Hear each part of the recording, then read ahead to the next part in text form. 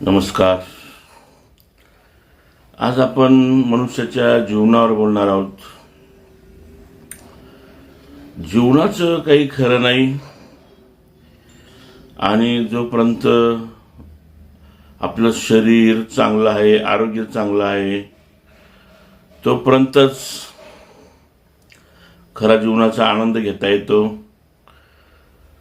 आणि जेव्हा 50शी होते आणि 50शी नंतर मग हळूहळू थोडीशी तब्येत जी आहे ती खराब होत जाते आणि त्यासाठी अगोदरच व्यायाम वगैरे आणि आरोग्याची काळजी घेतली पाहिजे.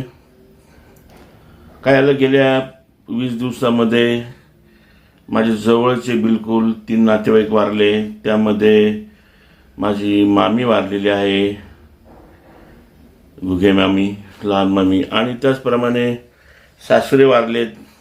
8च दिवस झाले होते आणि सासऱ्यांना भेटून आलो होतो. सासऱ्यांची छानशी गप्पा मारल्या होत्या आणि सासरे देखील त्यानंतर 8 दिवसांनी अचानक सोडून गेले. अजून आजोबा होते, आमच्या आईचे चुलते, ते देखील वृद्धपकाळाने गेले. अशा ह्या 15-20 दिवसात 3 घटना घडल्या. त्यामुळे माझं मन देखील जरा थोडं सुन्न झालेलं आहे.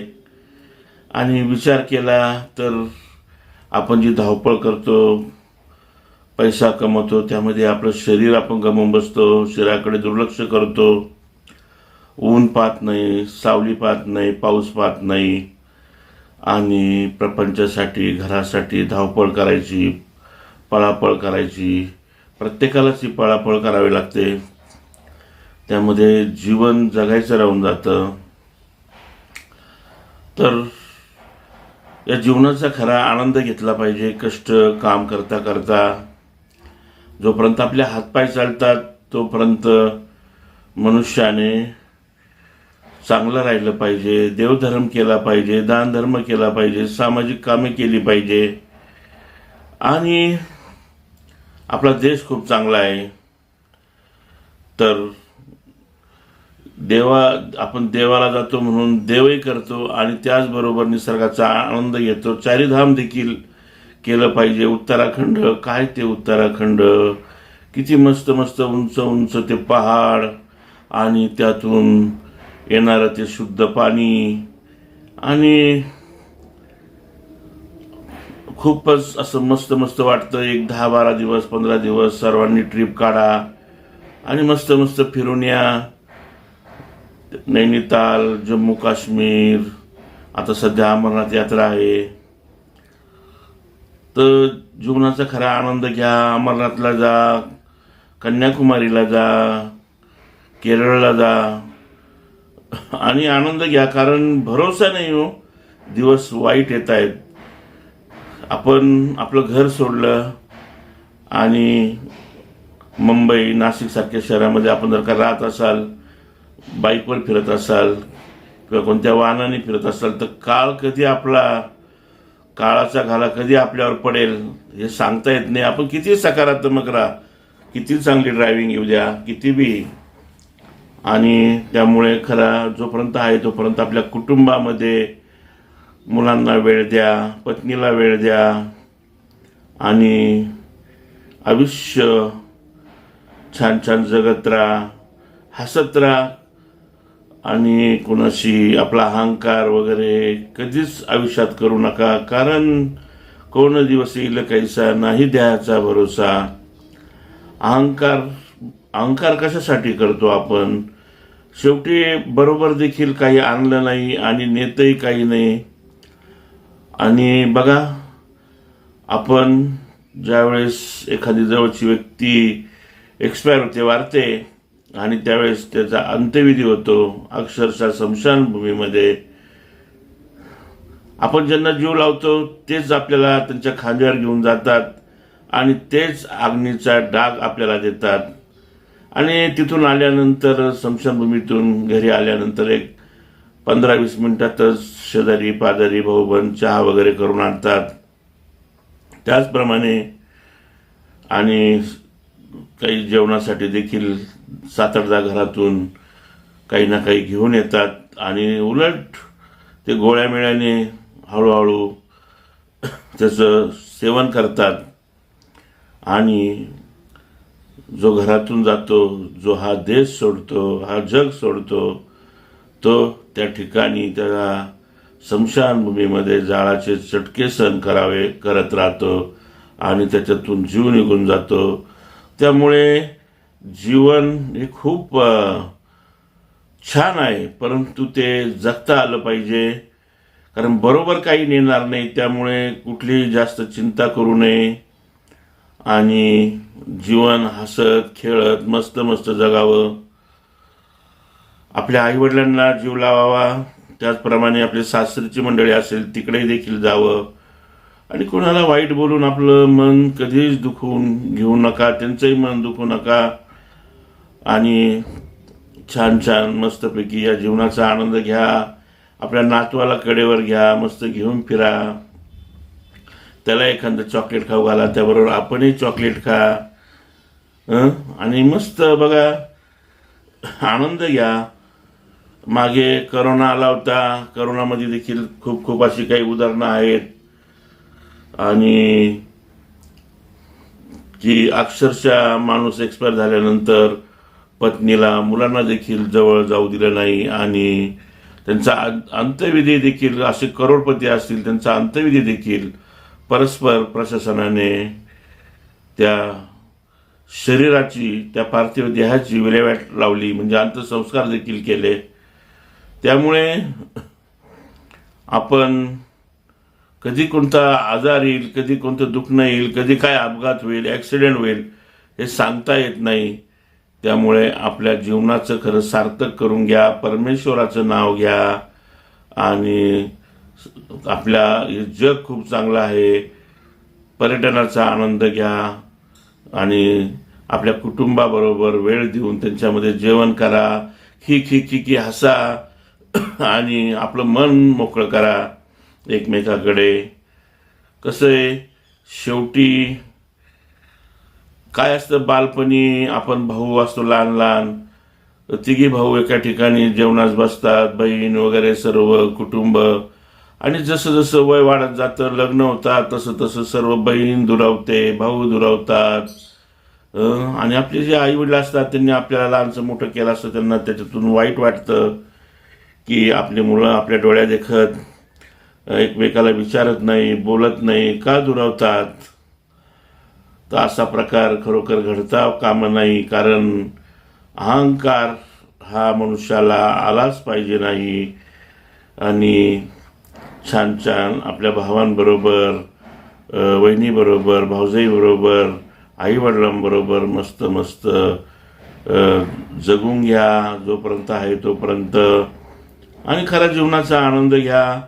अहो काही श्रीमंत नाही, पिठलं भाकर खा, मिरची चटणी खा, पण ती मिरची चटणी देखील खात असताना आपण पाची पक्वान्न खातोय असं आपल्या मनाला वाटू द्या. तर बघा खरोखर ती मिरची भाकर देखील पाची पक्वानासारखी गोड लागते.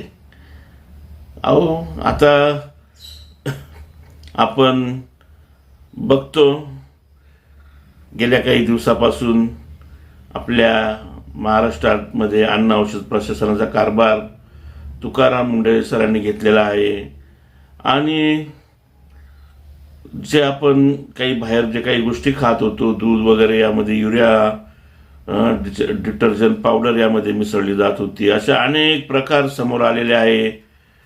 त्याच्यामुळे बाहेरचं खाण्यापेक्षा घरीच दूध आणा आणि त्याचे छानसे मस्त कुटुंबाबरोबर त्या दुधामध्ये थोडी साखर, बदाम, काजू पावडर टाकून मस्त दूध आटवा आणि एखादा चित्रपट टी व्हीवर लावा, पूर्ण कुटुंबासह बघा आणि ते दूध घेऊन बघा.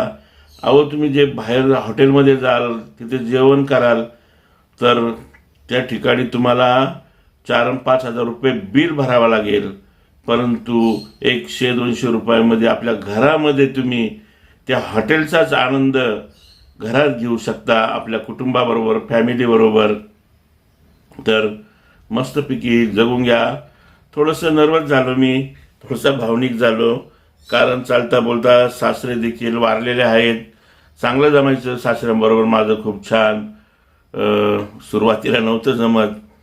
सासरी मंडळी जी होती तर ती कधी आपल्या जावायचं चांगलं व्हावा, लेकीचं चांगलं व्हावं म्हणून कधी जावायला थोडंसं टोचून वगैरे बोलतात, परंतु त्या बोलण्यापासून देखील जावायचा फायदा होतो आणि माणूस छानपैकी प्रगती करतो. तर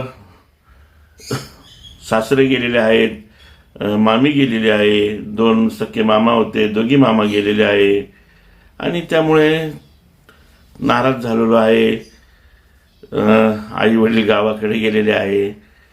आई 82 वर्ष, वडील 86 वर्ष आणि वडिलांची चिंता सतावते. ते येतात नाशिकला, 1-1.5-2 महिने राहतात, नंतर कंटाळा येतो त्यांना आणि पुन्हा गावाकडे जातात. तिकडे परत महिनाभर राहतात किंवा 15-20 दिवस, मग परत मी त्यांना घेऊन येतो.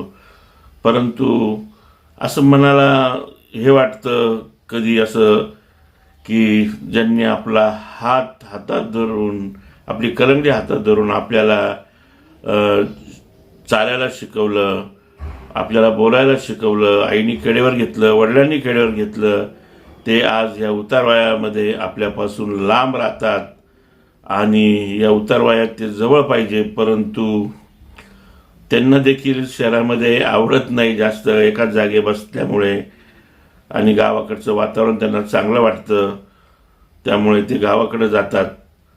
तर काही हरकत नाही, माझं चक्कर चालूच असतो त्यांना भेटण्यासाठी. पण मी एकच सांगू इच्छितो की पायी दिंडी करा, पंढरपूरला जा. पायी दिंडीचा आनंद देखील खूप छान आहे. जाता पंढरीसी सुख वाटे जीवा.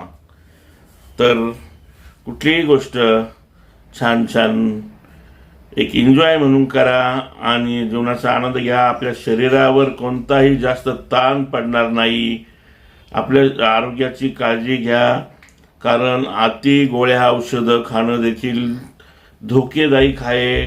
किडन्या देखील खराब होतात जास्त गोळ्या औषधं खाल्ल्याने. आणि खरोखर या आजारापासून लांब जर का आपल्याला राहायचं असेल तर थोडासा व्यायाम करा. आपले मित्रमंडळी वगैरे त्यांना भेटा, त्यांच्याबरोबर मन मोकळं करा आणि छान हसा, कारण आपण हसा आणि त्यांनाही हसवा. आणि हसल्याने मनुष्याचं टेन्शन दूर होतं आणि मनुष्य निरोगी देखील बनू शकतो. जोपर्यंत बघा एखादं आपल्याला दुखणं लागलेलं असतं परंतु ते आपल्याला माहीत नाही पडत, पण ज्यावेळेस खूप थोडंसं जास्त त्रास होतो आपण डॉक्टरकडे जातो आणि ज्यावेळेस डॉक्टर म्हणतो अहो तुम्हाला असा आजार आहे, असं दुखणं आहे, त्यावेळेस माणूस आणि माणसाचं मन खचतं आणि तिथून खरी जीवनाची जीवन जगण्याचं जे दिवस असतात हे पुढचे दिवस कमी होत जातात. जोपर्यंत आपल्याला काहीच माहिती होत नाही तोपर्यंत माणूस जगून घेतो छानपैकी. त्याच्यामुळे आजारपणापासून लांब जायचं असेल तर हसा, सकाळी लवकर उठा, मस्त छान आंघोळ करायची, उड्या मारायच्या आणि या उतारवयामध्ये आपल्या म्हातारपणाकडे आपण चाललेलो असतो त्यापासून पुन्हा जरा उशिरा म्हातारपणाकडे जाण्यासाठी हसलं पाहिजे, कुटुंबाबरोबर बोललं पाहिजे, कुणाशी वादविवाद घातले नाही पाहिजे, कारण आणलंही काही बरोबर नाही, नेणारही काही बरोबर नाही. जगी असा सर्व सुखी कोण आहे, मना विचारून शोधून पाहे. जगात कोणीच सुखी नाही, प्रत्येकाला टेन्शन. आपण किती म्हणतो समाधानी राहिलं पाहिजे, तर समाधानी माणसाला राहता येत नाही आणि राहता देखील येतं. चला, एक छानसा हा व्हिडिओ मी या ठिकाणी केला, सहज केला, बसलो, मन मोकळं केलं आपल्याबरोबर. छान आता बघा पाऊस पडला. यावर्षी दुष्काळ म्हणत होते, परंतु सर्वीकडेच पाऊस झालेला आहे, पेरण्या देखील झालेल्या आहे आणि डोंगर दऱ्या हिरव्यागार सध्या झालेल्या आहे. काही ठिकाणी धबधबे वाहत आहेत आणि शेतं देखील हिरवेगार झालेले आहे. तर या निसर्गाच्या सानिध्यात फिरा आणि हे हिरवगार जे रान आहे, या डोंगरदऱ्या आहे, हिरवा शालू परिधान केलेला आहे, या बघितल्यानंतर, या ठिकाणी आपण फिरायला गेल्यानंतर आपलं मन देखील हे हिरवं रान बघून आपल्या शरीरातील जे अवयव आहे हे देखील ताजेतवाने होतात असं मला वाटतं. आपण पर्यटनाला जाल, सांभाळून जा, काळजी घ्या, पाण्यात उतरू नका, आणि छान छान आनंद घ्या. बोला पुंडलिक वरदे हर विठ्ठल श्री ज्ञानदेव तुकाराम पंढरीनाथ महाराज की जय.